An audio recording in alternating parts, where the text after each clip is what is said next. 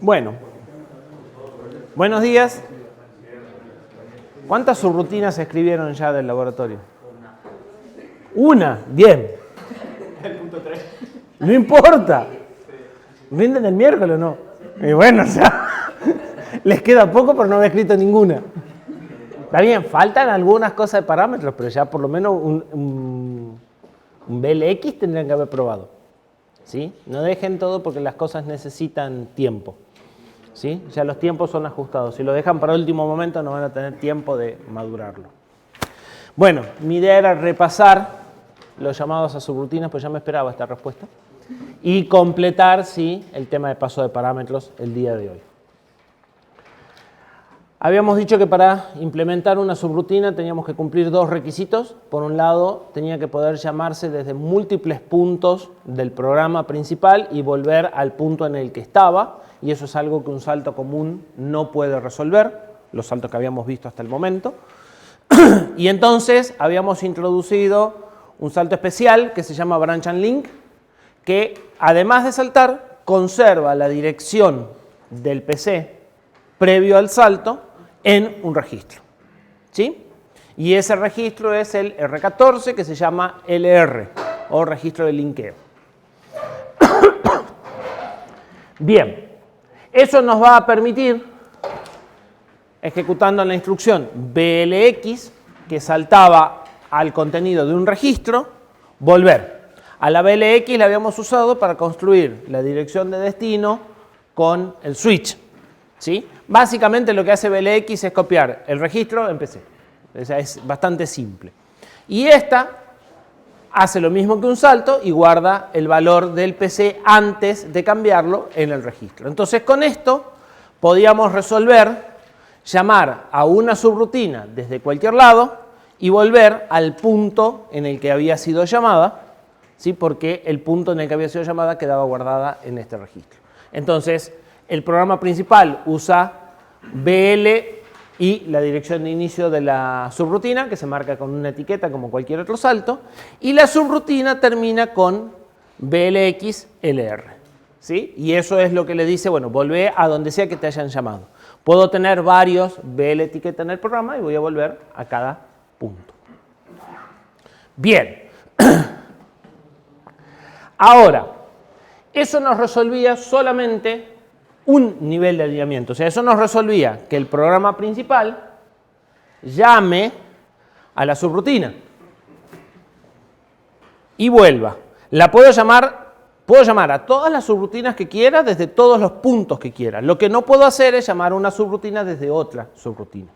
Porque si yo vuelvo a hacer un llamado, ¿sí? Si el programa principal llama a esta subrutina y esta subrutina llama a esta, cuando se hace este llamado se pierde la dirección de retorno de acá. ¿Sí? Entonces, esta va a volver bien, pero esta ya no va a volver.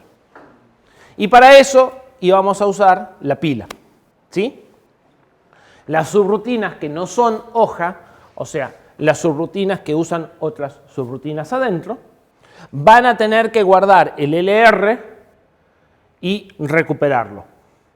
¿Sí? Va a ser responsabilidad de subrutinas que llaman a otras subrutinas. Normalmente, el almacenado del LR va a ser la primera instrucción. Y en lugar de recuperar el valor de LR y después hacer el BLX, directamente vamos a terminar con POP-PC. O sea, vamos a recuperar el valor de la pila en el PC de una sola instrucción. ¿Sí? Ustedes están escribiendo estos códigos. Ustedes saben si esto es el programa principal y llaman a subrutinas, si esto es una subrutina que llama a otra subrutina o si es una subrutina que no depende de nadie. En función de eso van a terminar con BLX si es una subrutina que no llama a nadie, o van a guardar, hacer un push y terminar con POP-PC si es una subrutina que llama a otra subrutina. Si es el programa principal, va a llamar con BL, y si es la subrutina también va a llamar con BL. ¿Sí? Las llamadas van a ser siempre iguales. Lo que vamos a tener que agregar es el trabajo de conservar y devolver el valor que nosotros recibimos, o sea, nuestro valor de retorno en definitiva. cuando estamos escribiendo esta subrutina, el R tiene nuestro valor de retorno. ¿Sí? ¿Algo que aclarar, algo que explicar de esa parte o está claro? Fíjense que nosotros podemos guardar una sola vez al inicio, podemos llamar a todas las subrutinas que queramos acá adentro y recuperarlo una sola vez. O sea, el overhead que vamos a tener a nivel de tiempo de ejecución es bastante bajo. Habíamos dicho también, y esto es importante porque a mí me interesa más que aprendan exactamente cómo funciona el Cortex M4, cómo funcionan en general estos mecanismos. En procesadores más viejos, ¿sí?, o en otros procesadores, no existe el registro LR, y lo que hace el procesador cuando se llama a la subrutina con la instrucción especial para llamado a subrutina, que siempre es una instrucción diferente de la instrucción de salto, esa instrucción hace automáticamente el push de PC. ¿Sí? Entonces, en lugar de guardarlo en LR, lo guarda en la pila, la propia instrucción BL. Y nosotros terminamos con el equivalente a un POP PC. Que puede tener otro nombre, en algunos casos se llama RET, por ejemplo, que es retorno subrutina, pero a la larga hace eso, recupera el PC de la pila. El mecanismo general de llamadas a subrutinas es guardar la dirección de retorno en la pila. Este procesador lo guarda en un registro y deja que nosotros seamos los que lo guardemos en la pila. ¿Por qué? Por razones de velocidad. Eso es más rápido y nosotros estamos optimizando todas las subrutinas hojas, que son la mayoría. ¿Sí? En un programa podemos tener no solo muchas subrutinas hojas, sino muchas llamadas a subrutinas. Las llamadas a estas van a ser mucho más frecuentes que las llamadas a estas. ¿Sí? Entonces, ganamos bastante en velocidad con solo optimizar el último punto del árbol. Bien. Reglas del uso del stack las voy a repasar porque esto les va a traer dolores de cabeza. Siempre hay que hacer un uso balanceado y espejado del stack. Si yo pongo cosas en un orden, las tengo que sacar a la misma cantidad en el orden inverso. Y mi recomendación es que cuando estén manipulando el stack, hagan un dibujo y vayan llevando, como en el dibujito que hicimos recién, qué está en cada lugar del stack. ¿Sí? Esto es el stack que yo recibí, no me importa dónde está, esto es lo que yo voy poniendo, esto es lo que yo voy sacando. ¿Sí? ¿En qué orden? Si usan variables locales, las van a tener que referenciar respecto al stack, entonces van a necesitar saber si es el 1, el 2, el 3 o el 4 respecto a dónde está el puntero de stack. Este dibujo es fundamental. Sí. Una pregunta del dibujo de la subrutina en medio. ¿El BL no tendría que ser ASB? Sí, acá debería decir SB.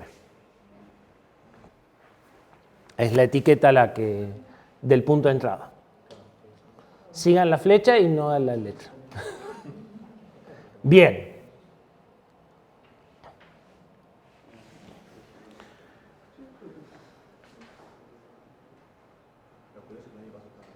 ¿Eh?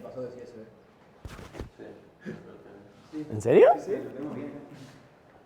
No está chiquito, pero se ve. Ajá. No sé qué pasó ahí, pero... Yo sí sé qué pasó. Se perdieron las diapositivas del año pasado. Y tuve que rehacer correcciones que había hecho el año pasado a partir de los PDF, y esa obviamente no la vi. Vi las cosas más grandes como los cambios de texto o las 2 diapositivas que faltaban, pero no ese detalle. Bien, voy a tratar de acordarme de hacer el cambio. Bien. Los accesos de push y de pop no tienen que hacerse fuera del área asignada. Ustedes no deberían mover el puntero en forma absoluta. ¿Sí? El puntero de pila ya está inicializado a donde debe cuando ustedes arrancan sus programas. Ustedes no tienen necesidad de inicializar el puntero de pila. Eso está hecho en esa pequeña rutina que se graba cuando hacen make preparar. Ahí se asegura de que el puntero de pila esté asignado a un área de RAM disponible. Entonces ustedes pueden mover el puntero, pero siempre en forma relativa. Si necesitan generar espacios de variables, suman 10 y restan 10. Y si no, hacen push y pop. Pero todo el movimiento del puntero de pila tiene que ser relativo. No le tienen que asignar una dirección absoluta nunca. Lo pueden hacer, pero no lo hagan porque no va a andar. ¿Sí? A eso nos referimos con que no se tienen que mover del área. ¿Sí? Todos los desplazamientos los tienen que hacer relativos. Y bueno, esto ya lo cumplimos nosotros. Después vamos a ver cómo se inicializa el puntero de pila, después del parcial, de poner la pila en RAM. ¿Sí? Y en RAM que no se superponga con variables. De eso normalmente se encarga el compilador. Habíamos dicho que para que las subrutinas sean útiles, o las funciones o los procedimientos sean útiles, además de poder ser llamados desde distintos puntos del programa, tenían que poder pasársele parámetros. Esos parámetros iban a permitir modificar levemente el comportamiento de la subrutina, ¿sí? Y poder ajustarla a lo que necesitemos en cada caso. En definitiva, nos van a permitir que sean más útiles las subrutinas. Y habíamos visto que había 4 formas de paso de parámetros, de los cuales ya habíamos analizado las 2 primeras. ¿Cuál era la primera y más simple forma de paso de parámetros? Por registros. ¿En qué consiste?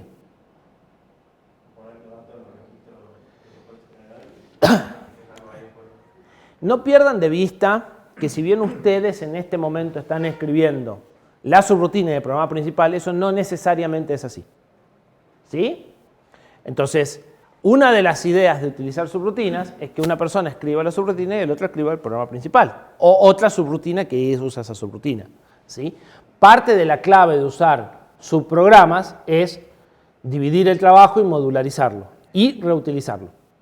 Razón por la cual no es menor asegurarnos de que lo que yo pongo en los registros es lo que el que escribió la subrutina espera encontrar en los mismos registros. ¿Sí? Una de las cosas que implica los pasos de parámetros es ponernos de acuerdo en qué registro vamos a poner qué valor. ¿Sí? Entonces, el paso por registro es, ponemos los valores en registros. Algo que tiene que documentar la subrutina es en qué registro se espera encontrar qué cosas. Alguien dijo que había hecho la subrutina del punto 3, que creo que era una suma, una pavadita. Lo del reloj era, que lo era el punto, hacer el punto 4 del laboratorio 1, había que hacer una subrutina para el aumento de los segundos. Y así era. Pero esa no tiene parámetros, creo, ¿sí? Sí, sí tiene parámetros. Le tenés que decir la dirección de memoria en un registro. O sea, si él la escribe esperándolo en R0 y vos se lo pasás en R1, no va a andar. Si él espera recibir la dirección y vos le ponés el valor, tampoco va a andar. ¿Sí? Entonces, el paso de parámetros no solo implica en dónde lo vamos a pasar, sino qué es lo que va a mandar uno y qué es lo que va a recibir el otro o cómo se van a comportar. ¿Sí? Esa parte es una convención, o sea, nadie te obliga a poner determinado valor en determinado registro. ¿Sí? Sí vamos a ver que hay una conversión general de ARM que nos obliga a utilizar determinados registros, ¿sí? Que también podríamos no cumplir. Pero si nosotros queremos que nuestras subrutinas sean interoperables con C, por ejemplo, sí vamos a tener que cumplir un cierto orden en el manejo de los registros. ¿Sí? Entonces, la primera opción era simplemente dejar los valores o los punteros que hagan falta en los registros y buscar los resultados también en los registros. ¿Qué ventajas tiene? Es rápido y es fácil. Normalmente los valores suelen estar en los registros porque son nuestros lugares donde tenemos cosas para operar, entonces casi que no hay mucho que hacer. Y es fácil, no cabe duda. Cargar registros se supone que ya lo saben de lo que vienen haciendo, no tiene mucha complejidad. Desventajas. Pocos registros y los registros solo pueden almacenar enteros de 32 bits. Entonces tienen pocos registros y además no se pueden pasar datos estructurados de ningún tipo. No pueden pasar cadenas, no pueden pasar estructuras, etc. ¿Sí? Bien. Entonces si vamos a memoria. ¿Cómo era el paso de parámetros en memoria? ¿Son las variables globales como inicialistas? ¿Lo de heap? No. El heap nosotros no lo usamos. El heap solo les comenté que existe para que entiendan por qué el stack se mueve como se mueve, porque el heap se mueve al revés. Básicamente esa es la respuesta. ¿Sí? Pero el heap nosotros no lo manipulamos. Las variables, o sea, cuando hablamos de paso en memoria, estamos hablando de variables globales estáticas. Eso quiere decir que es una dirección asignada al momento de compilar o ensamblar, en nuestro caso, el código. ¿Sí? O sea, en el momento en el que el traductor traduce a código de máquina, queda la dirección fijada. Cuidado cuando nosotros usamos etiquetas, porque nos puede dar la falsa sensación de que eso se puede mover fácil. Y no. Las etiquetas sirven para que el ensamblador determine la dirección efectiva de las cosas, pero una vez que él determinó la dirección es la dirección. Hay que reensamblar el programa para que la etiqueta tome el nuevo valor. Cuando hablábamos de código relocable, es código que después de ensamblado sigue andando. Pero no todas las etiquetas que nosotros usamos se van a traducir en código relocable. Eso lo resuelve el ensamblador de acuerdo al modo de direccionamiento que podemos usar. Cuando usamos un LDR, cuando hacemos esto,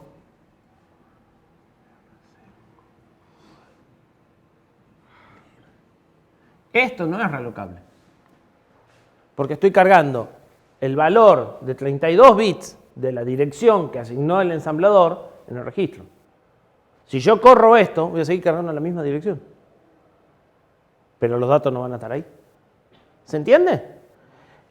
Desde el punto de vista del código que escriben ustedes es lo mismo. Ponen la etiqueta 2 puntos y lo resuelve. Sí, pero una vez que esto fue ensamblado, una vez que esto fue traducido, no lo puedo mover. Mientras que un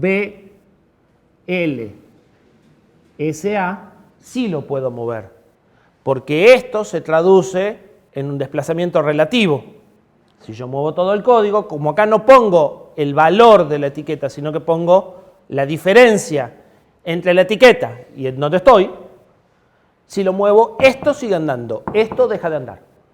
Después de ensamblado, antes de ensamblado puedo hacer lo que quiera, pero después de ensamblado, una vez que ya está binario, esto no se puede mover. ¿Sí? Y desde el punto de vista de lo que ustedes leen en el código assembler, parece lo mismo. ¿Estamos de acuerdo? Cuando hablamos de direcciones globales, estamos hablando de cosas como estas. Nosotros dijimos, vamos a poner la variable en el 1.800.000 y la variable no se puede sacar de 1.800.000 porque la subrutina está ensamblada buscando en 1.800.000. ¿Sí? Ese es el problema grave de memoria. Si yo quiero tener las rutinas escritas por otra persona, ¿sí?, que no tiene acceso a mis etiquetas, por ejemplo, él va a buscar en 1.800.000 y el que escribe el programa principal lo tiene que poner ahí. Y si tiene dos subrutinas que buscan en 1.800.000, seguramente esas dos no pueden andar al mismo tiempo. ¿Sí? O llamo a una o llamo a otra, pero esa no puede llamar a la otra. Entonces, ¿se entiende cuál es el problema del paso en memoria con referencias absolutas? Yo tengo que hacerme cargo de asignar todas las direcciones a mano y no las puedo mover, o tengo que recompilar todas las subrutinas. ¿Sí? Bien, esos son los dos que habíamos visto. Y de los dos que vimos, el que menos se va a usar, en realidad de todos los que vimos, el que menos se va a usar es este. Revisemos los ejemplos.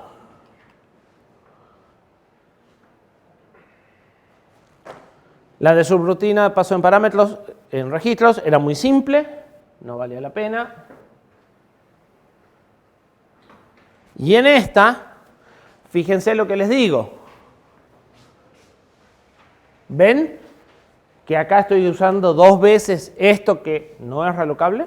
Entonces, si yo pongo una variable acá arriba, por ejemplo, esto ya no va a estar al inicio de data, va a estar un poquito más abajo. Si yo no recompilo esto y no recompilo esto, eso no anda. Porque esta lo pone en la 1000 y esta lo busca en la 1004. ¿Sí? Entonces, cuidado con... O sea, nosotros nos olvidamos de que las etiquetas tienen valores, y esos valores son en principio direcciones de memoria, que a veces se transforman en offset, en desplazamientos. ¿Sí? En este caso, yo no salto a la dirección suma, que es 1.000.000, sino que salto 4, 8 adelante. Pero eso lo resuelve el ensamblador. Si yo pusiese acá, en lugar de un B, creo que un J, es un salto absoluto. Y ahí sí salto a 1.000.000, es el equivalente a esto. Y eso deja de ser relocable.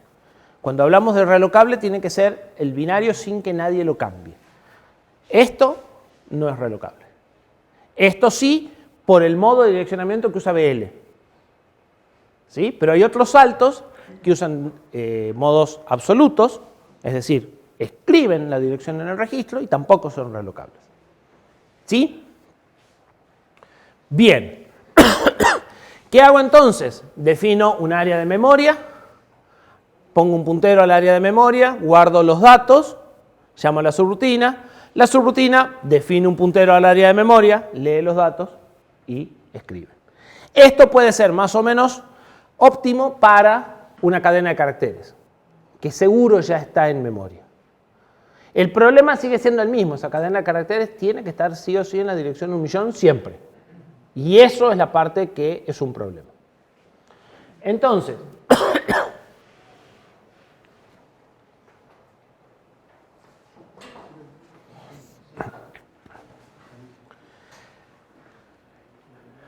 ¿qué otra forma tendríamos de pasar parámetros? Bueno, podemos ponerlos en la pila. El programa que va a llamar a la subrutina los apila, ¿sí?, en un determinado orden, y la subrutina saca esos parámetros y los valores que se resuelvan de la subrutina también se colocan en la pila. Acá podemos hacer dos cosas.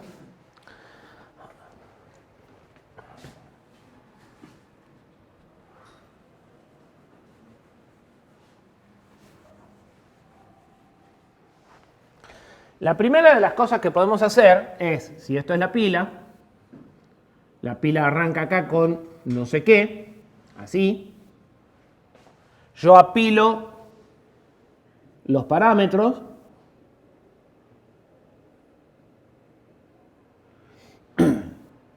Muevo esto para acá. Llamo a la subrutina y cuando vuelvo de la subrutina recibo esto. Es decir, la subrutina desapila los parámetros y apila los resultados. Esa es una opción. Y otra opción es que el programa principal apile los parámetros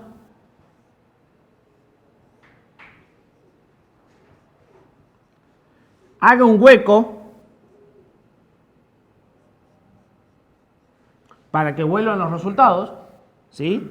Mande ahora el puntero de pila acá arriba, y cuando vuelva del programa, sigan los parámetros,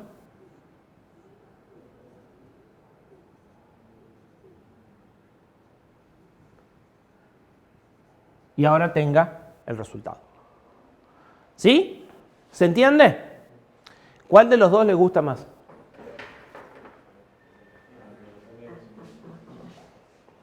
Fuerte. Voten. Tengo a alguien por arriba. 1. ¿Algún otro valiente? 2 arriba. Tengo uno que dice abajo. Vamos 2-1. Y tengo como 15 argentinos que no opinan. Vamos. El de arriba. El de abajo. El de arriba. Tengo varios que les gusta el de arriba. Como 5. ¿Alguno más que haga barra por el de abajo? ¿Nadie? ¿Uno solo por abajo? Bueno, supongamos que más o menos vamos todos por el de arriba. ¿Qué le ven de lindo el de arriba? Los que votaron este. ¿Por qué? ¿Qué le ven de lindo a ese? Porque te queda solo el resultado, no tener tanto tema el puntero ni cosas como. O sea, siento que si ya tengo un resultado, ya los parámetros ya no los necesito, entonces escribo solo el resultado. Bien, es como más elegante, por decirlo de alguna forma. Es como que optimiza la memoria, ¿no? También. También que si yo uso la subrutina escrita por otro, directamente me encargo de pasar el parámetro y ya la rutina lo saca y yo no tomo más los parámetros. Bien. El valiente que votó abajo. Por llevar la contra. Ahora, yo hago una pregunta. ¿Qué pasa si esta subrutina no es hoja? Y tiene que poner acá arriba LR. Sin contar de que se le ocurra tener variables locales y sigan por acá arriba las variables.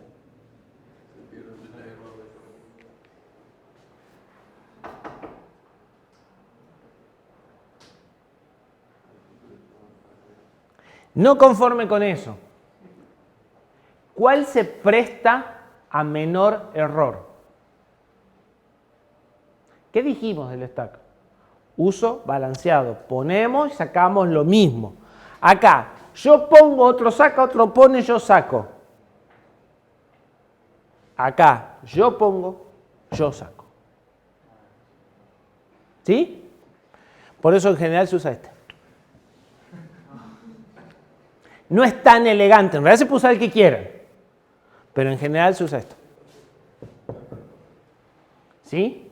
¿Por qué? Porque es más seguro. La subrutina, con esto mantenés las reglas del stack. Con esto las estás violando. ¿Sí? Porque pones en un procedimiento, el otro procedimiento tiene que sacar, y si hay cosas apiladas encima, es sin sacar. O sea, se puede sacar, pero es un lío. Porque hay que mover todo lo que está arriba, X lugares para abajo. Ya no lo estás usando como stack. ¿Sí? En la clase anterior, que había una forma de encapsular los datos moviendo el puntero y dejando un espacio. Esas son las variables.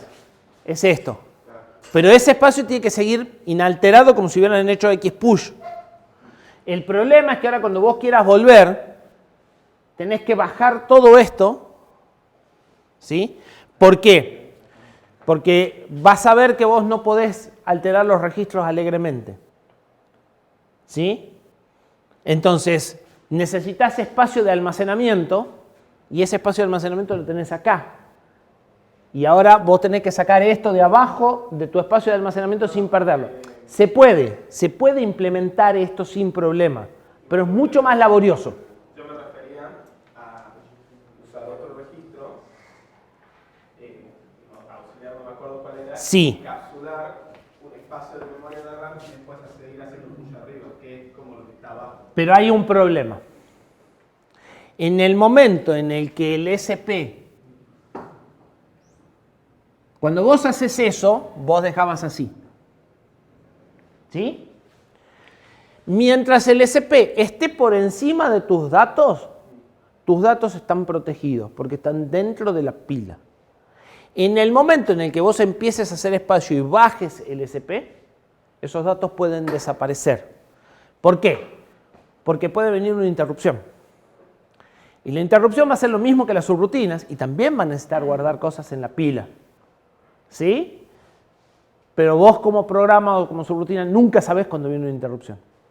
Entonces, en el momento en el que bajes el SP, la subrutina va a poner del SP para arriba. Entonces, el SP sigue creciendo.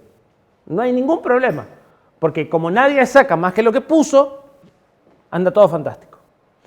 Pero si vos movés el SP hacia abajo, en el mismo momento en que moviste el SP, tenés que considerar que estos datos desaparecieron. Por ahí están, por ahí no. ¿Se entiende?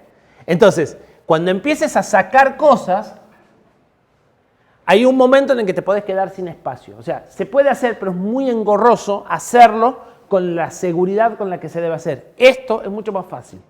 No queda tan lindo, pero no importa. Funciona. ¿Sí? Entonces, en general, vamos a ir por este esquema. Esto por una subrutina hoja anda, pero si no es hoja, ya no anda. Y si querés hacer algo que sea siempre igual, esta es mejor opción. ¿Sí?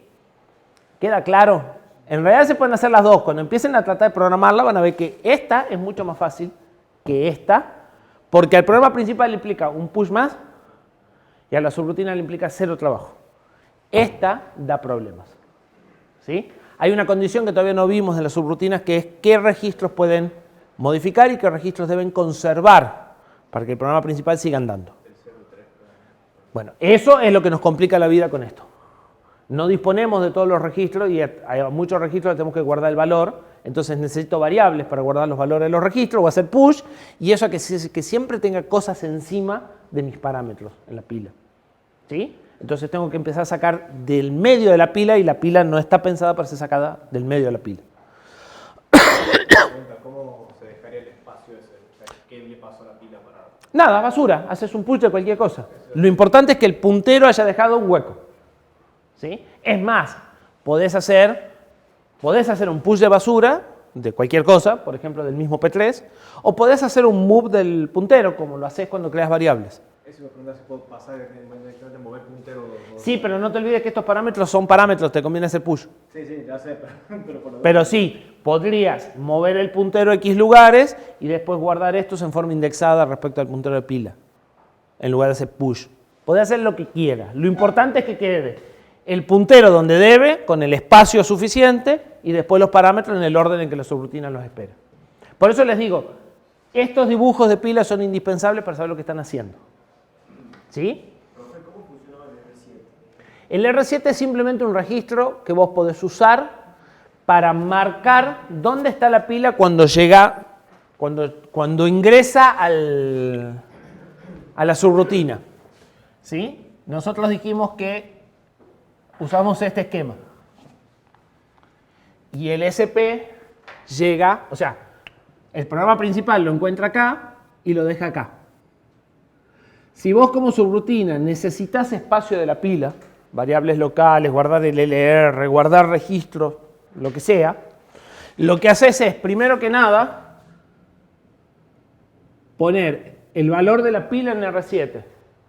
Y después haces tus push, vamos a ver con este, del LR, por ejemplo, y después creas tus bloques de variables.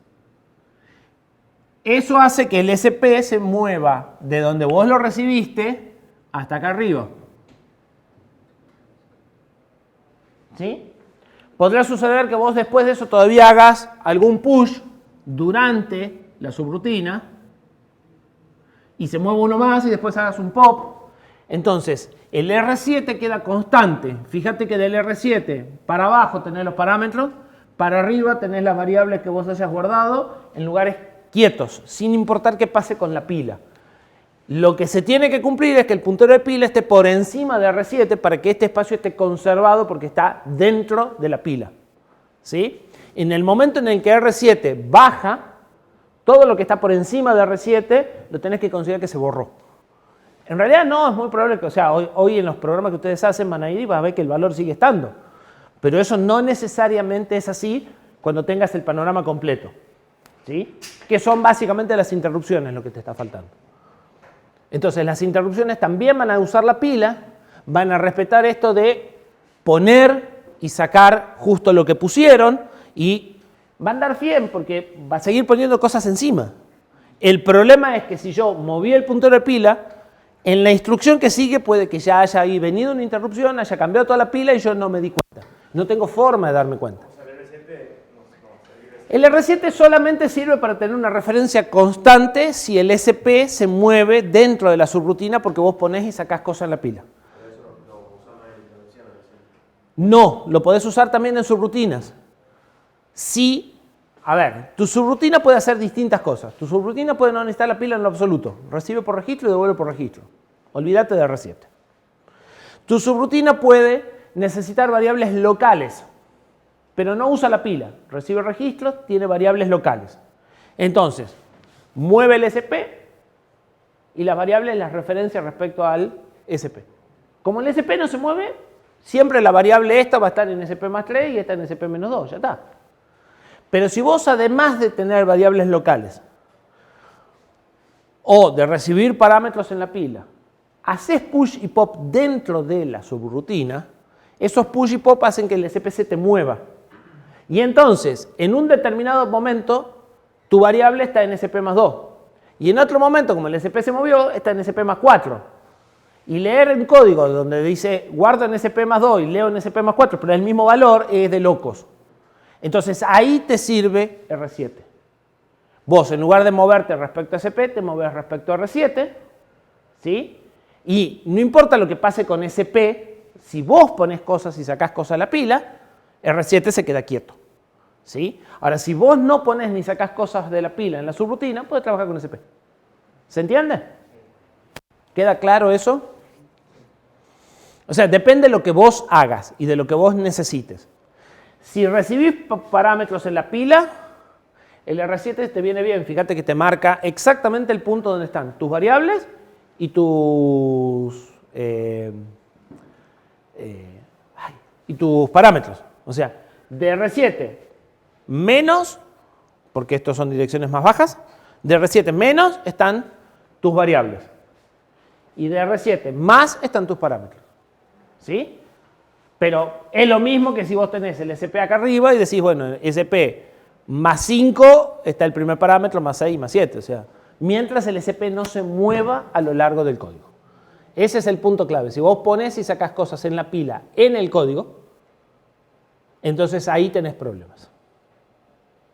¿Sí? Bien. Ejemplo. La misma suma. Cargamos 57 en un registro, cargamos 10 en el otro registro, hacemos push de los dos registros. Fíjense que este código sigue esta convención.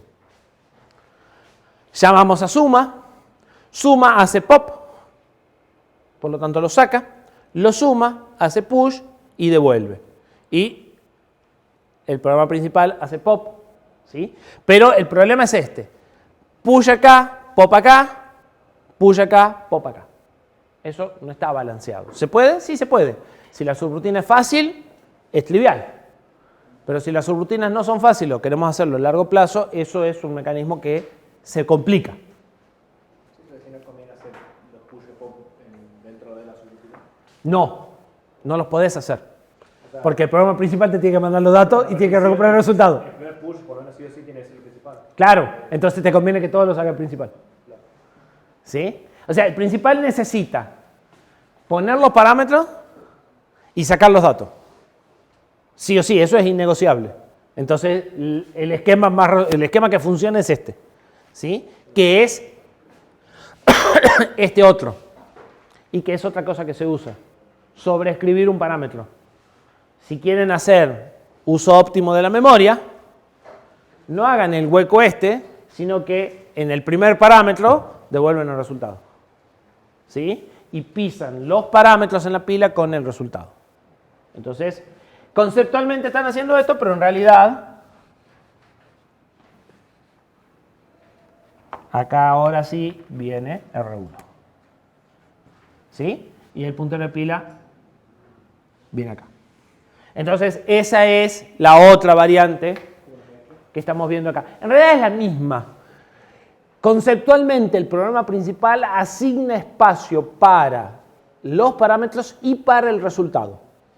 En este caso está solapado el espacio, pero no importa, porque la subrutina, o sea, los parámetros que te sobran no los toca.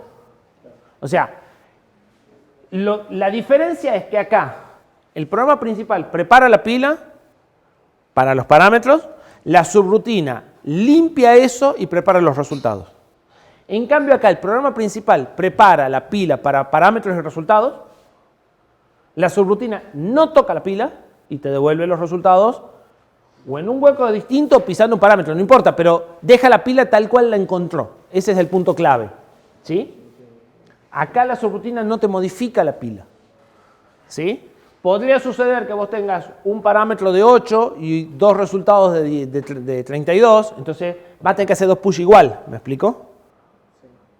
Aún cuando pises el parámetro. Lo cierto es, la propuesta esta es, el programa principal arma la pila y la subrutina la deja tal cual como la armó el programa principal. ¿Sí? Entonces, eso cambia la forma en la que vamos a trabajar dentro de la pila. Ya no podemos usar pop en la pila. En realidad sí podríamos usar pop. Podríamos hacer pop, push.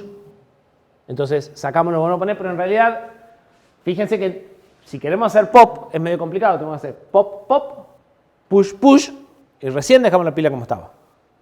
En la subrutina. Entonces la subrutina pasa a utilizar estos modos de direccionamiento, que son los mismos que usamos cuando usamos variables locales. ¿Sí? Indexado respecto a la pila. El programa principal hace casi lo mismo, hace push de los dos valores y después hace pop de los dos valores. ¿Sí? La diferencia es que antes hacía pop R0, ahora hace pop R0 y R1. Lo mismo que puso, saca. Y esta ni pone ni saca nada. Accede a la memoria, ya no como si fuese pila, sino como memoria, ¿sí? Usando el puntero de pila como índice. Entonces, sabemos que el puntero de pila a pila apunta al primer dato. Como hago un push LR, como si no fuese una subrutina hoja, que sí lo es, podría no hacerlo, mi parámetro ya no va a quedar en SP, sino que va a quedar en SP más 4. Estamos en este ejemplo.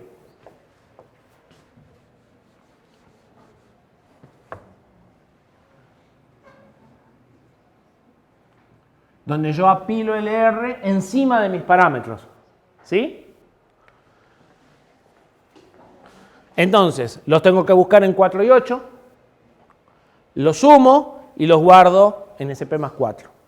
Si yo acá en el medio hiciera más push y más pop, es donde me conviene usar R7, guardando R7 ni bien empiezo. ¿Sí? En el caso de que no mueva nada, puedo trabajar con SP. Eso es una decisión de claridad tuya de la subrutina, si usas R7 o no. Es un recurso que lo tenés disponible. ¿Sí? ¿Se entiende paso de parámetros en la pila? Bueno, ventaja y desventaja. Número limitado de parámetros. Cantidad ilimitada de parámetros. Cantidad ilimitada de parámetros, ¿están de acuerdo? A ver, para el procesador que tenemos, sí, porque usted dijo que nunca íbamos a hacer overflow. Sigue siendo igual ilimitado, o sea, el hecho que puedas poner 150 parámetros es ilimitado.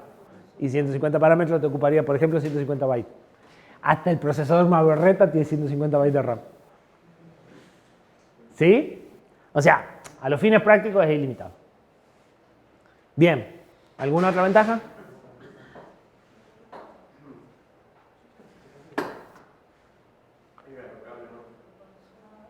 Es relocable. Y es anidable sin ningún problema. Porque acá el programa principal pone los parámetros para llamar una subrutina, pero una subrutina podrá para los parámetros para pasar a otra subrutina sin ningún inconveniente. ¿Sí? O sea que es perfectamente compatible con anidamiento y con reutilización de las subrutinas, sin ningún drama.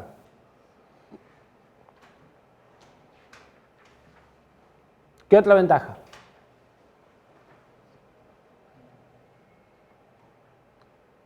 ¿Se pueden pasar estructuras?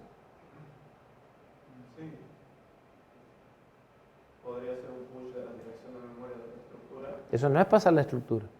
Eso es pasar un puntero a la estructura.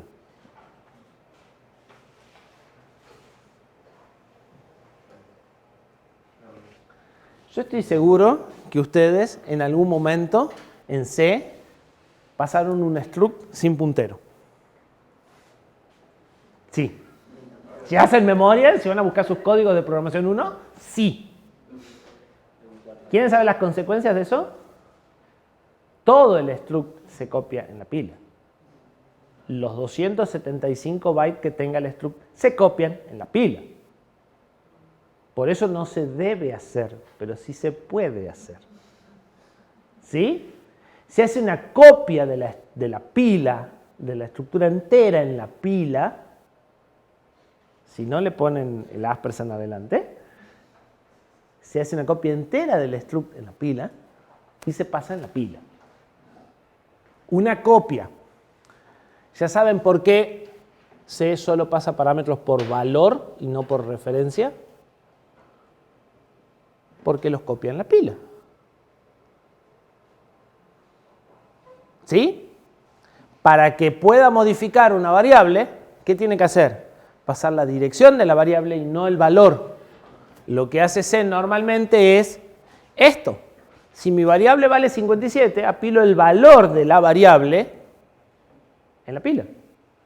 A la subrutina le llega el 57. Si cambia esto y no es un resultado, ¿qué sucede con qué pasa si la subrutina cambia el valor de R1? ¿Qué pasa si acá hace un STR-R0 SP8? Sí, la copia de la pila. ¿Y a dónde va la copia de la pila? A la basura.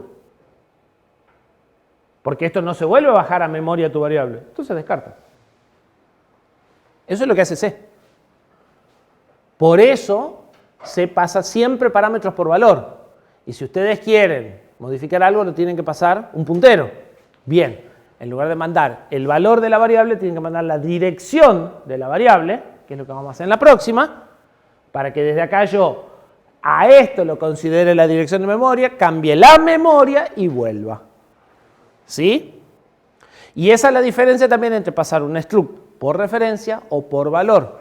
Cuando lo paso por referencia, paso la dirección de inicio del struct. Y puedo manipular el struct. Cuando paso el struct por valor, copio todo el struct en la pila, lo manejo desde la pila, lo cambio en la pila y cuando termino descarto eso de la pila y se pierde. ¿Sí? Con los array no me deja, pero con los struct sí. O sea, los array no se pueden pasar por valor, no hay forma. Pero los struct sí se pueden pasar por valor. Si quieren, pueden hacer la prueba. Bien. Desventajas. Normalmente las cosas no están en la pila. Y si están en la pila, incluso las tengo que volver a pilar. ¿Sí? Si yo, programa principal, tengo una variable local en la pila y quiero pasar eso, igual tengo que hacer una copia en el lugar adecuado de la pila, pero lo tengo en un lugar y lo tengo que mover a otro. ¿Sí? Si el programa principal usa variables locales, va a tener por acá abajo su bloque de variables locales. Y la variable está acá, pero yo la necesito acá, en el tope de la pila, y no está en el tope de la pila. Entonces igual la tengo que copiar. ¿Sí? Siempre cuando paso parámetros en la pila los tengo que poner en la pila y los tengo que sacar de la pila. Entonces hay un overhead en poner y sacar los datos. Y si son datos grandes, ¿puedo pasar datos estructurados? Sí, sí puedo, pero va a llevar tiempo. Y va a ocupar mucha memoria, porque esos datos los estoy duplicando inevitablemente. Están en otro lado y los estoy volviendo a copiar en la pila. ¿Sí? Entonces, me permite resolver número ilimitado de parámetros, se lleva perfectamente con anidamiento, no me tengo que preocupar por reservar espacio, los espacios se encastran perfectamente con el esquema de anidamiento, igual que lo hacen las direcciones de retorno, pero lleva mucho tiempo copiar y sacar cosas de la pila. Solución. Pasemos un puntero. No movamos los datos. Si los datos son grandes, no los movamos. Pasemos una referencia. Eso es un puntero. Los parámetros están en algún lado de memoria. ¿Sí? El programa principal decidió dónde. Pueden ser variables globales o pueden ser variables locales del programa principal. No importa. Lo que yo voy a pasar es la dirección inicial y, si hace falta, el tamaño. ¿Sí? A veces no hace falta. Sabemos que el dato que estamos pasando es de 60 caracteres. No me hace falta el tamaño. ¿Y cómo lo voy a pasar? Bueno, o por registro o en la pila. ¿Sí? La diferencia entre este y el segundo que habíamos visto es que en el segundo la dirección era fija. Acá la dirección la estoy pasando como parámetro. ¿Sí? Entonces, ahora la subrutina esa es reusable. Porque ahora busca en la dirección que le dicen y no en una dirección que conocían de antemano. Si la subrutina entrega un bloque, el programa principal asigna el bloque y le pasa el puntero diciéndole deja los datos ahí. El que gestiona la memoria es siempre el programa llamador. ¿Sí? ¿Cómo se implementa? Acá arriba va lo mismo que en el ejemplo 2. Punto data, punto section data, space, base igual a space de 12 bytes. ¿Sí? Esto es parecido. Apunto a base, guardo el primer dato en memoria, guardo el segundo dato en memoria. Ahora,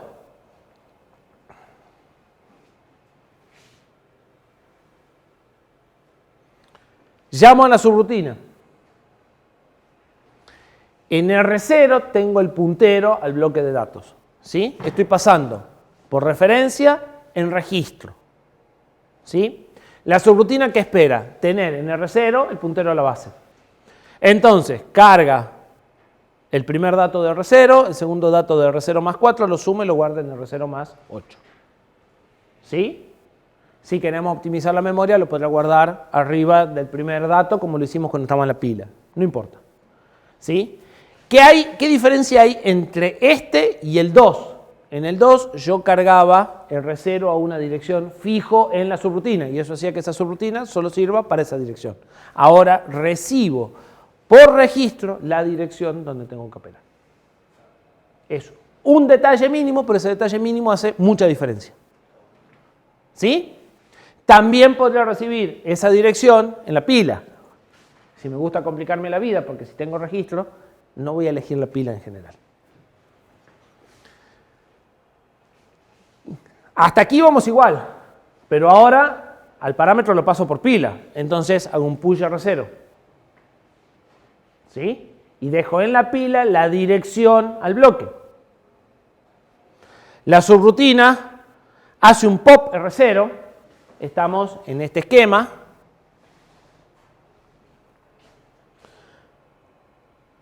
Carga los datos exactamente igual que antes, una vez que tiene la dirección. Y vuelve. Fíjense que estamos en este esquema. Pasé un parámetro y vuelvo con la pila vacío.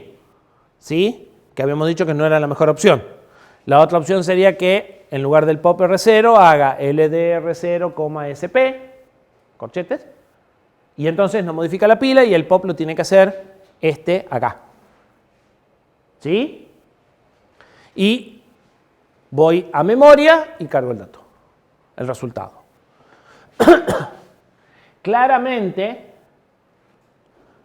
si puedo elegir entre este y el anterior, me voy a quedar con el anterior. En el anterior ya lo tengo en R0, el puntero. ¿Para qué me voy a complicar la vida? ¿Sí? Bien. Aclaración. En los laboratorios y en los parciales puede suceder que les digan, escribo una subrutina, pase parámetros por registro. En ese caso, sí o sí, hacen esto. Puede suceder que les diga, escriba una subrutina y pase parámetros por la pila. Sí o sí, hacen lo segundo. Y puede suceder que les diga, escriba una subrutina y pase los parámetros como se les dé la gana. Por favor, elijan la forma más fácil. ¿Sí? Porque en ese caso ya la subrutina suele ser compleja porque ustedes se complican la vida además pasando los parámetros. ¿Sí? Entonces, si yo les digo cómo quiero que pasen los parámetros, va a ser porque la subrutina es simple. Si la subrutina es más complicada, fíjense cuál es la mejor forma de pasar parámetros. ¿Sí? Y eso implica no solo usar registros, que suele ser lo más fácil si pueden, sino además pensar cómo les conviene usar los registros o qué registro les conviene usar para qué cosa. ¿Sí? O si no le alcanzan los registros, qué mandan en los registros y qué mandan en la pila. Porque por ahí tienen que llamar a varias subrutinas seguidas, todas reciben los mismos registros, entonces los cargan una sola vez, llaman a esta, llaman a esta, llaman a esta y ponen 2 o 3 pavadas en la pila a veces. ¿Sí? Entonces, mírenlo un poquito y fíjense qué es lo que más les conviene. Normalmente pasar por registro es lo más simple. En definitiva, esos 4 modos de parámetros se convirtieron en realidad en 2. Pila o registro. ¿Sí? Y podemos pasar el valor o podemos pasar un puntero. Esas son realmente las opciones. ¿Sí? La opción de variables globales está, pero si hablamos de rutinas no la vamos a usar prácticamente. ¿Hacemos una pausa?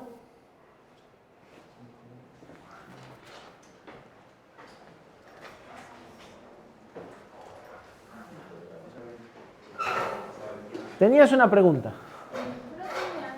Antes.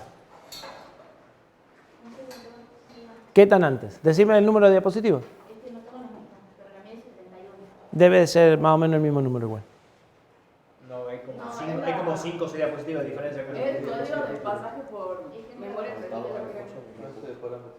Espera, a ver. Desde pila. ¿Esa es la primera de pila? Esa es la segunda de pila. No importa. Sí. Sí. Después LR arriba y yo necesito conocer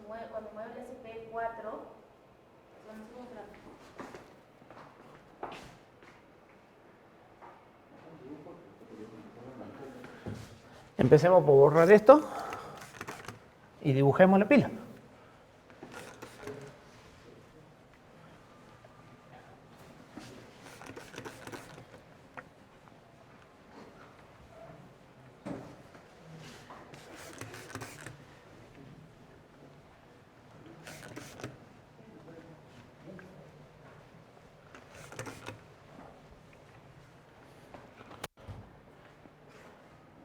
Nosotros arrancamos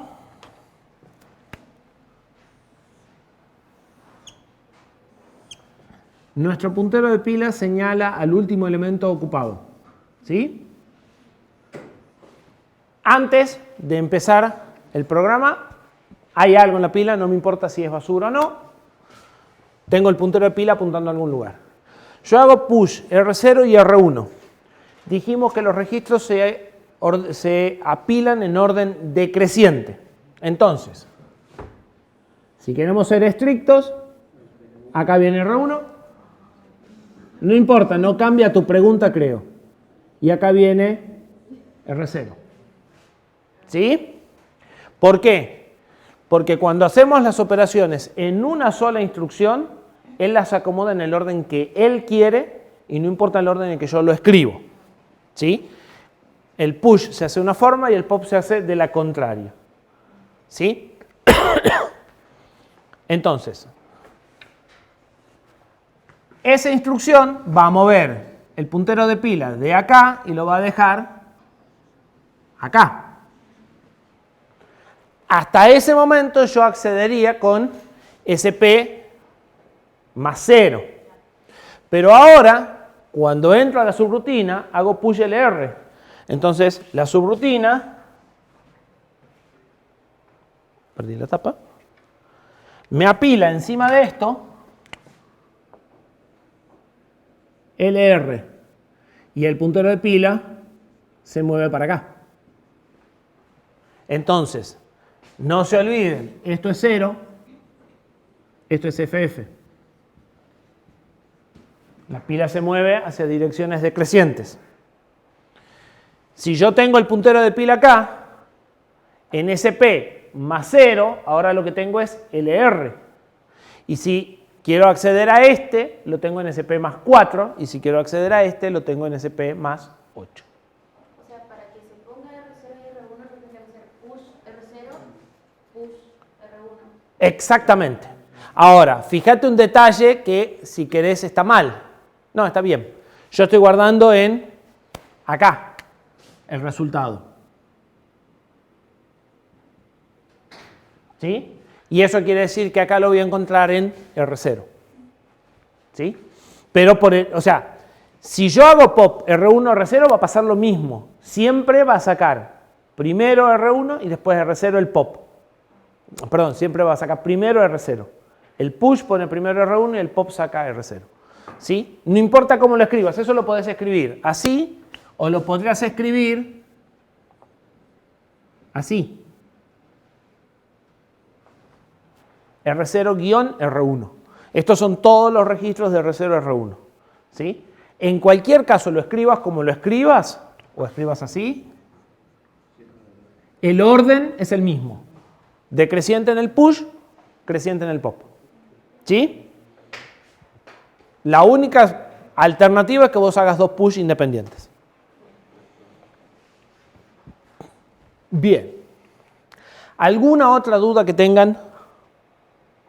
No tengan miedo de tener dudas, porque si no las tienen ahora, van a tener después.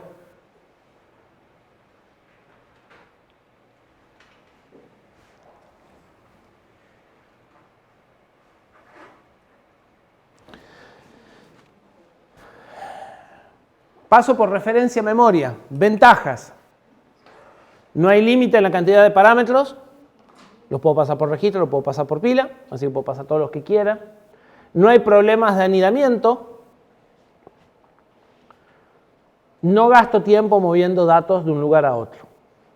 Desventajas. Es más complejo bajo ciertas condiciones. Pero en realidad, si los datos ya están en memoria, como vectores, estructuras o cadenas, eso está más fácil, porque igual siempre necesito la dirección del dato. y lo que hago es pasar la dirección del dato. O sea que en esos casos es más simple. Si lo que quiero pasar son datos simples, como enteros, sí, esto es un engorro y probablemente voy a terminar en pila o en registro. Pero para datos complejos esto es lo más adecuado, ¿sí? Claramente, ya lo dijimos varias veces, una subrutina es muy probable que utilice más de un método de paso de parámetros y que algunos parámetros se pasen de una forma y otros se pasen de una forma diferente, ¿sí? Ya sea que algunos pasen por pila y otros pasen por registro, o que algunos pasen el dato y en otros pasen las direcciones de los datos, ¿sí? Bien, ahora, ¿qué sucede? Dijimos que mucho de esto es convención. Nos ponemos de acuerdo en qué parámetros ponemos, en qué registros y qué significan. ¿Qué sucede cuando queremos interactuar con, por ejemplo, C, o cuando queremos que dentro de un lenguaje interactúen más de un programador? El lenguaje suele imponer reglas, ¿sí? Hoy, el lenguaje más difundido como lenguaje de bajo nivel es C. Entonces, este procesador está diseñado no para ser programado en Assembler, sino para ser programado en C, ¿sí? Y como parte de eso, define un estándar de paso de parámetros para el C que lo vamos a heredar nosotros en el Assembler.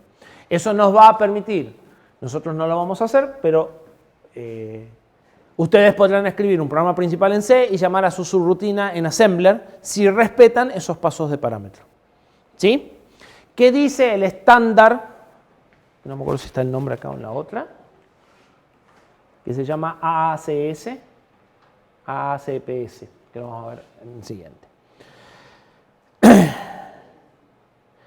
Entonces, ARM define una interfaz binaria de aplicación, una ABI. La ABI es cómo se pasan los parámetros ya una vez compilados los programas, por eso es binaria. Yo les dije recién cuando hablábamos de realocación, que no es lo mismo antes o después que compilar. Cuando hablamos de binaria, quiere decir código compilado, código que ya está ejecutando en el procesador, ¿sí? Esto se define para C y permite que otros lenguajes puedan llamar a C, C puede llamar a bibliotecas de otros lenguajes y eso incluye el assembler. Ese estándar, yo les decía recién, es el ARM Architecture Procedure Call Standard, APCS, y dice lo siguiente en lo que nos interesa a nosotros. Dice más cosas. Esto es la convención de binario para todas las arquitecturas ARM. Dice que los registros R0, R1, R2 y R3 se usan para pasar los 4 primeros parámetros de la función. Si estamos hablando de una función en C, sería en el orden en el que fueron declarados. Entonces, el primer parámetro que ustedes declaran en la función en C va en R0. El segundo va en R1, el tercero va en R2, el cuarto va en R3, el resto van en la pila. ¿Sí? Eso quiere decir que, de acuerdo a cómo escriban el orden de los parámetros, esos parámetros pueden tener incidencia en la velocidad de ejecución. Depende qué pongan como cuarto parámetro, eso va a ir a la pila. El ABI define que la función siempre devuelve un valor de retorno en R0. ¿Sí? Si ustedes se acuerdan, las subrutinas en C pueden devolver un dato simple, que normalmente es el valor de error level. ¿Sí? Bueno, aun cuando no lo usen, en principio hay un valor en R0. Si no ponen nada, no importa. Las funciones son libres de modificar R0 a R3 y R12. Es decir, si hay un valor almacenado en R3 que le interesa al programa principal conservar después de la vuelta de la subrutina, es responsabilidad del programa principal guardarlo. Si hay un valor guardado en el registro R4, no es responsabilidad del programa principal guardarlo, es responsabilidad de la subrutina. Entonces, lo que está diciendo acá es, nos repartimos los registros. R0 o R3 son de la subrutina y los puede manipular y hacer lo que quiera. Yo, programa principal, no debería poner nada útil en R0 o R3 porque llamo a la subrutina y cuando vuelvo no sé qué tienen. No importa si esta subrutina particular no los modificó. Tengo que partir de la base de que no sé qué tienen. ¿Sí? Por el contrario, de R4 a R11 son míos. No me los cambies. Si los vas a usar, déjalos como estaban. ¿Sí? Entonces, R0 o R3 pueden modificarlos sin preocuparse. R4 o R11 no pueden modificarlos. Si los modifican, tienen que guardar el valor y devolver el valor que tenían. ¿Sí?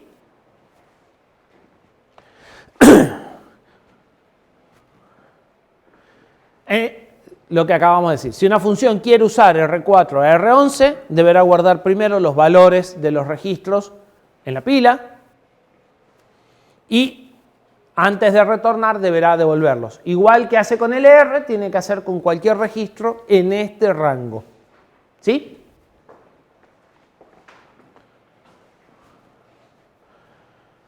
Por convención, ya lo habíamos dicho, el primer parámetro se pasa en R0, el segundo en R1 y etcétera.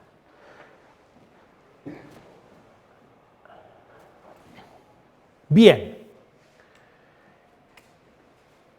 ¿Qué vamos a guardar en R0 y qué vamos a guardar en R4?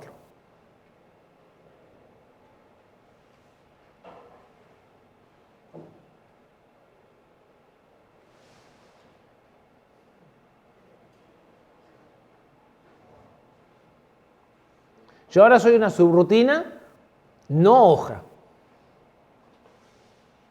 ¿Sí? Soy una subrutina que hace un ordenamiento quicksort sobre un vector. Y me llamo recursivamente a mí mismo. O algo por el estilo. ¿Qué pondrían en R0 y qué pondrían en R4? Si yo soy una subrutina y toco R4, lo tengo que guardar y devolver el valor. ¿Sí? Y cuando llame a las otras subrutinas, si las otras lo usan, también tendrán que guardar y devolver el valor. ¿Qué me conviene poner en R4?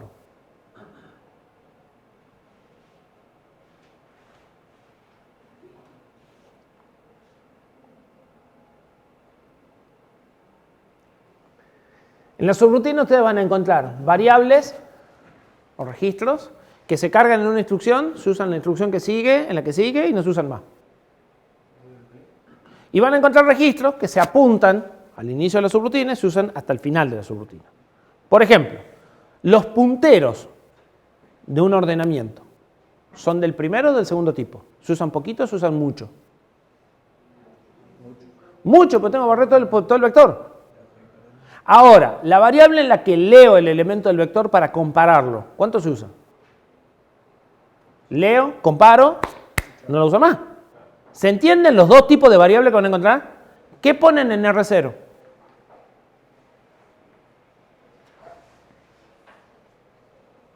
¿El puntero o la variable con la que comparan?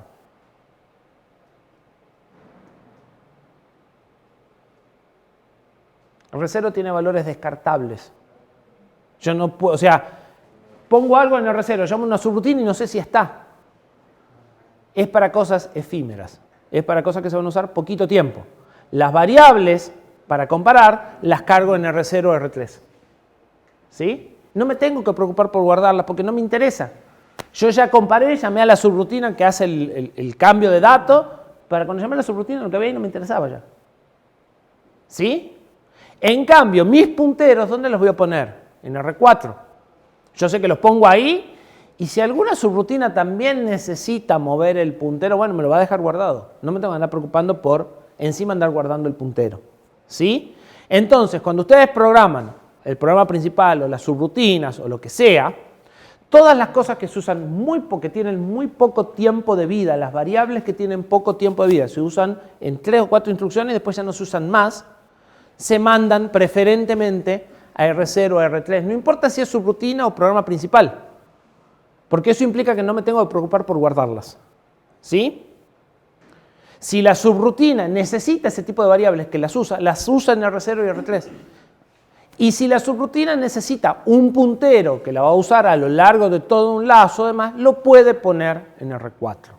¿Sí? Y si llama a otra subrutina, lo debe poner en R4, porque si no va a tener que estar guardándolo y sacándolo cada vez que quiera llamar a la otra subrutina. ¿Se entiende cuál es la idea de cómo se usan los registros? ¿Sí? No es que está prohibido usar R4 o R7, para nada. Solamente que pongan cosas que justifique el esfuerzo de guardarlas. ¿Sí? Y todo lo que no justifique el esfuerzo de guardarla, porque lo uso en 3 instrucciones y no lo uso más, lo mando a R0, a R3. Entonces, si quieren, estos son como registros de Scratch. Además de ser por donde voy a pasar los parámetros, son para variables temporales. Los puedo usar en cualquier lado, los puedo usar en el programa principal, los puedo usar en cualquier nivel de subrutina. Si soy una subrutina y recibí los parámetros, lo voy a perder al parámetro. Lo puedo guardar en la pila o uso otro registro. Recibí el parámetro en R1 y uso R3. No hay problema. ¿Sí? Los usan sin preocuparse de lo que tenían. No importa. Lo único que no dejen nada ahí y esperen encontrarlo después de la subrutina. Cualquier cosa que ustedes quieran encontrar después de la subrutina, pónganlo en R4 o R11.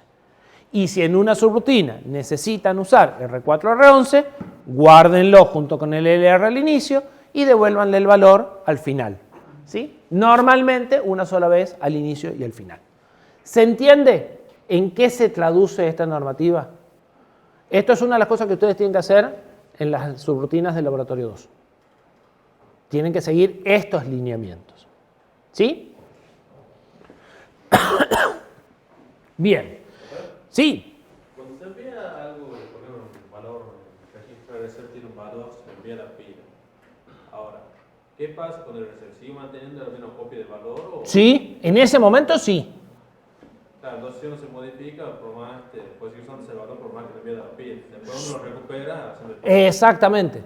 Suponete que vos tenés un parámetro y lo te querés usar 3 o 4 veces y lo destruís en cada operación, porque le calculás la mitad, después le calculás el doble a ese parámetro, ¿sí? Para compararlo, para buscar o algo por el estilo. Entonces vos, al valor que recibiste en el registro, le haces un push. Lo dividís y lo destruís. Haces un pop, recuperás el mismo valor y ahora lo multiplicás. ¿Sí? Y si quisieses usarlo una tercera vez, o justo que haces el pop, volvés a hacer un push, ¿sí? Para que te quede de nuevo la copia en la pila, o lo cargas con un LDSP numeral que te trae una copia, pero lo deja en la pila. Y después podés hacer un push. ¿Se entiende? Si vos hiciste un pop, si vos hiciste un push, tenés que hacer un pop. Si lo vas a usar 2 veces el valor, haces push una vez y después pop. Pero si lo vas a usar 3 o 4 veces, la primera haces push, las intermedias haces load y la última recién haces pop. Y si no haces push y pop cada vuelta que lo sacás, te quedás vos con una copia y lo volvés a dejar una copia en la pila y anda igual. ¿Sí? Son 2 instrucciones en lugar de una, pero no me importa. ¿Se entiende? Sí. Bien. En los enunciados van a escuchar, o nosotros vamos a hablar de subrutinas transparentes. ¿Qué son las subrutinas transparentes? Las que cumplen con el estándar ABI que acabamos de enunciar. Son subrutinas que son reusables. ¿Sí? Las subrutinas transparentes usan los registros para recibir los parámetros. Si reciben parámetros en R0, en R0 y R1, en R0, R1 y R2. No reciben parámetros en R3 y en R1. Porque dijimos que los parámetros se pasan de R0 en adelante. Si yo tengo una subrutina que usa 3 parámetros, los debo recibir en 0, 1 y 2. ¿Sí? Y el 3 queda disponible, pero no lo puedo usar para recibir parámetros porque dijimos que primero uso R0, después uso R1. ¿Estamos de acuerdo? ¿Qué viene en R0 si el puntero es la cantidad? Eso sí es decisión de ustedes. Pero tienen de usar los primeros. Es transparente porque el programa no le preocupa qué cambió o no cambió la subrutina. ¿Sí? Cuando los procesadores tenían menos registros, las subrutinas solían tener obligación de mantener todos los paradores de todos los registros. Después se dieron cuenta que muchas veces la subrutina estaba guardando valores de registro que el programa principal no tenía nada guardado. O sea, estaba guardando R4 porque ella lo modificaba, pero en el programa principal no tenía nada en R4, entonces lo estaba guardando al vicio. Y se propuso decir, no, hagamos una cosa, repartamos. Algunos se guardan, otros no se guardan y usémoslos más astutamente para bajar el overhead de guardar y arrancar. Una subrutina transparente de hace 10 años era push, push, push, push, push, pop, pop, pop, pop, pop, ¿sí? Y guardaba un montón de registros y por eso esos registros no tenían nada útil, pero había que guardarlos por las dudas. La idea de partir 4 y 6 es, algunos guardo, algunos no guardo, tratemos de minimizar las guardadas, o sea, tratemos de usar nada más que los registros que se conservan, se llaman registros conservados, R4, R11, solo cuando hacen falta, ¿sí? Y hacen falta, sí, a veces, pero no en la mayoría de los casos. Se van a dar cuenta que guardan, o sea, si se esmeran, van a ver que no guardan más de 1 o 2 registros en la mayoría de las subrutinas. Entonces, ese es la idea. La idea es entonces que el programa principal no tenga que preocuparse por si la subrutina cambia o no cambia un registro, o cambia o no cambia algo, sino que para mí sea transparente. Es como si no hubiese pasado nada. ¿Qué sucede con los flags? Porque en definitiva la transparencia pasa porque la rutina deje todo como estaba. Eso sería la norma de convivencia básica entre las subrutinas y el programa principal. ¿Qué tiene que hacer la subrutina? Tiene que ser prolija, tiene que dejar todo como lo encontró.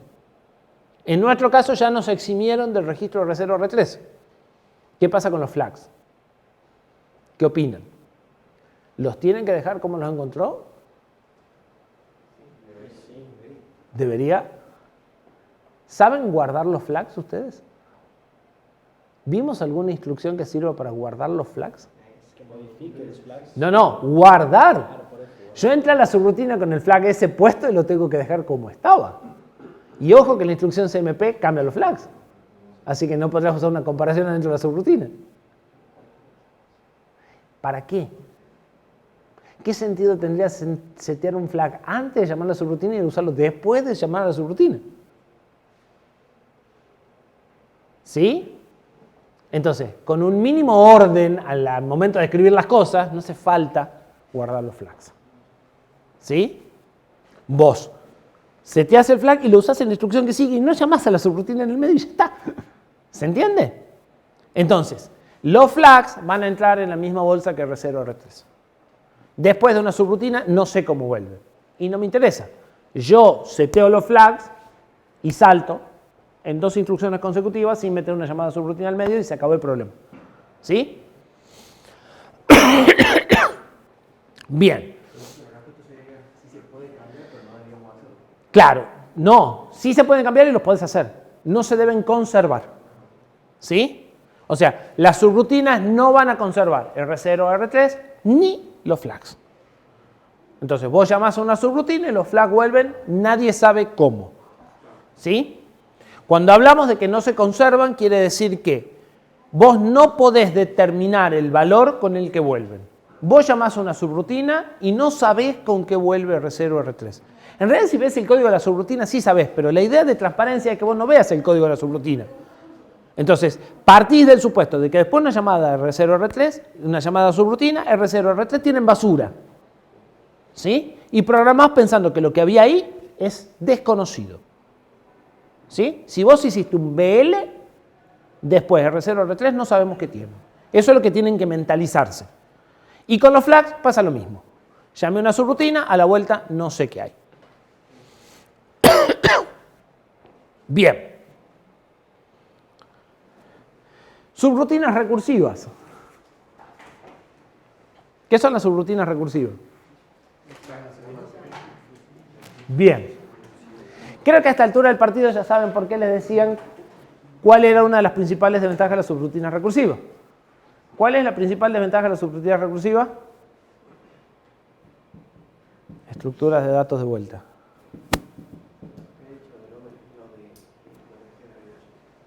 No, overhead no, era otra cosa. ¿Qué problema tienen las subrutinas recursivas? Porque se vuelve a copiar la misma rutina varias veces. El código no se copia. Yo estoy seguro que se los dijeron, pero no lo entendían. Por eso no se lo acuerdan. Ahora lo tienen que entender. Revientan el stack. desbordan el stack. ¿Y está claro por qué desbordan el stack? Porque apilan, se llaman a ella y vuelven a apilar y apilan sobre lo que apilan y apilan y apilan. Entonces consumen mucho stack porque todos los parámetros del anidamiento van quedando en el stack. Y si encima paso a estructuras enteras en lugar de punteros, ni les cuento. ¿Sí? El problema de las subrutinas recursivas es que hacen un uso intensivo del stack. ¿Por qué? Porque es por donde paso parámetros. Y resulta que las subrutinas recursivas, en realidad, si es recursiva pura, no voy a poder pasar por registro. Porque si yo paso por registro, a mí mismo perdí mis parámetros de entrada. Entonces, el único lugar de almacenamiento que tengo es la pila. Es la única forma de generar copias independientes de las variables. ¿Se entiende? Si yo paso por registro, lo primero que tengo que hacer es un push, porque después voy a necesitar ese valor, pero como es el parámetro de mi segunda llamada, seguro que lo perdí. Entonces, todo el almacenamiento impacta en la pila en forma directa. ¿Sí? Y es muy fácil que yo me llame a mí mismo 10 veces y haya ocupado 10 veces lo que yo ocupo en la pila. Ese es el problema de las subrutinas recursivas. ¿Sí? Ahora, hay problemas que es mucho más fácil resolverlos recursivamente que de otra forma. ¿Sí? Escribir una subrutina en assembler transparente, recursiva, es complejo. A veces es más fácil hacer una subrutina que no sea transparente y agregarle una capa de transparencia. Es decir, yo escribo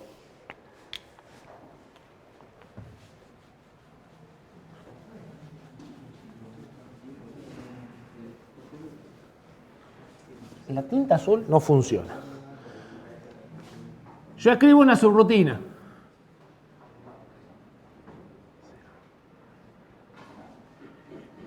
Esta subrutina no es transparente. No guarda los R0, R4, cambia cualquier cosa. Escribo otra subrutina que guarda los registros que me hace falta. Llama a esta y los recupera. Una sola vez, fuera de la recursión. ¿Sí? Entonces, muchas veces es más fácil hacer la subrutina que no sea transparente. Si les toca hacer una recursiva, creo que hay una recursiva en el laboratorio. No se preocupen por hacerlo transparente y por respetar los llamados a registros. ¿Por qué? Porque estos push van a estar dentro de la recursión, entonces crece mucho el stack y se hace difícil seguirla. Es más fácil no preocuparse por guardar más que lo que le hace falta acá, y después hacen otra subrutina que guarda, llama a esta que no guarda nada y después recupera. Entonces yo llamo a esta que es la transparente y ella se encarga de respetar las cosas. ¿Me explico? Es como que lo parto en dos el problema. Guardar los registros lo hago en una subrutina cortita que hace solo eso y la recursividad la hago en otra subrutina y no me preocupo por guardar más que lo que me hace falta para que la rutina ande.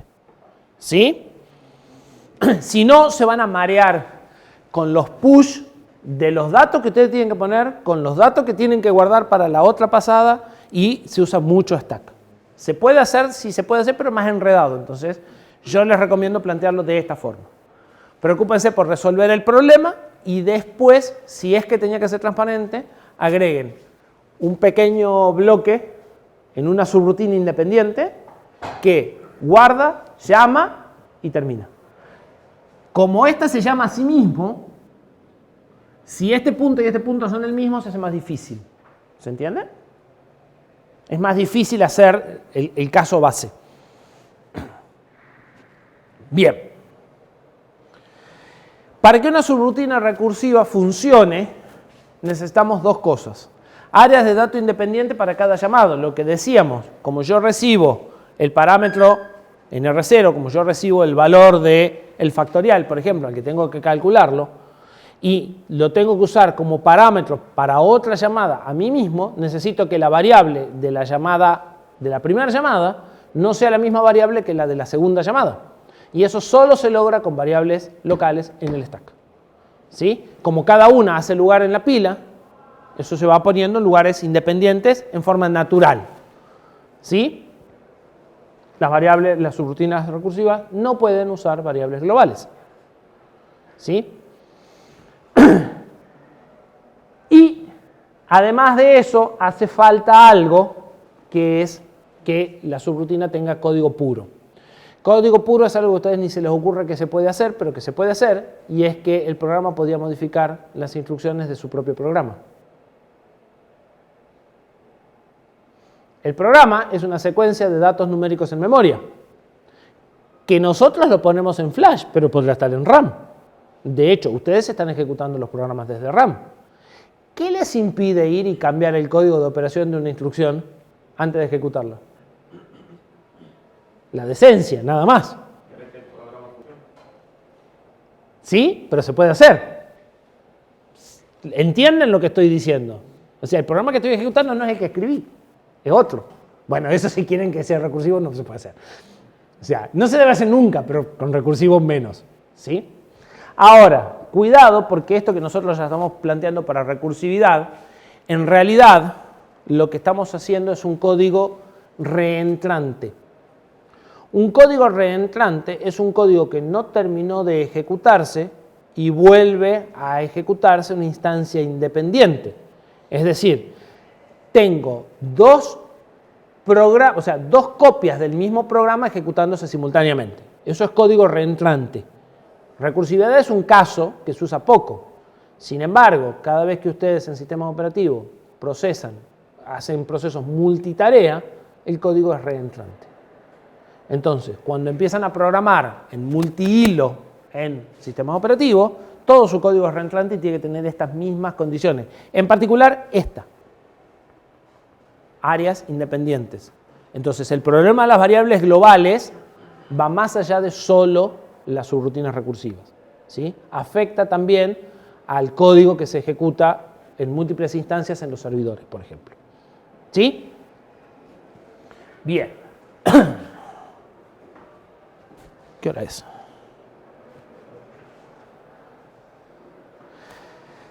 Quedan 2 diapositivas muy cortitas. ¿Saben qué es la abstracción?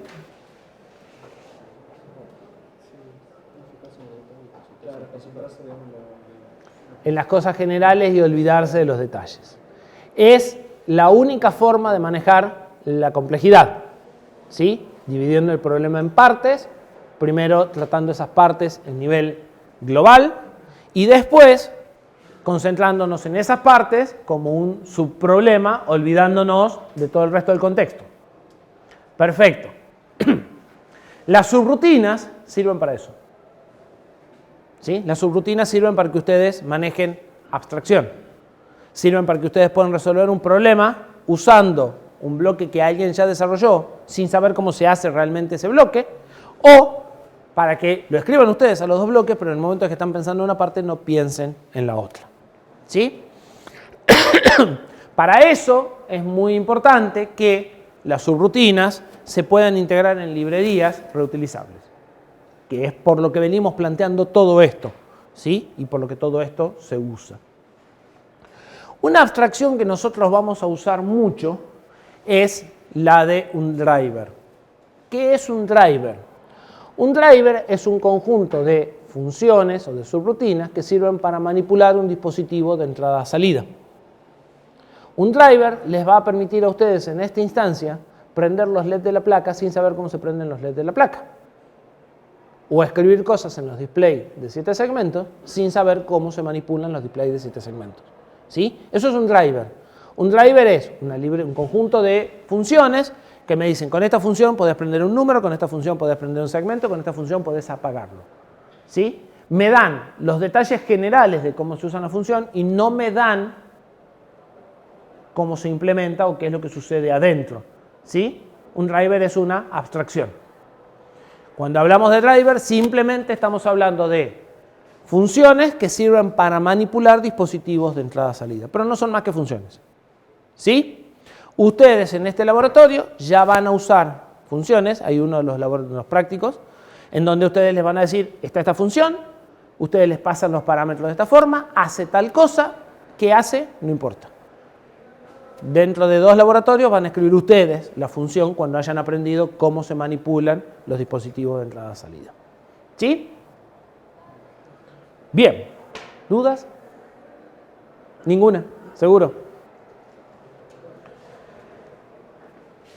Seguimos el lunes. Tema 9.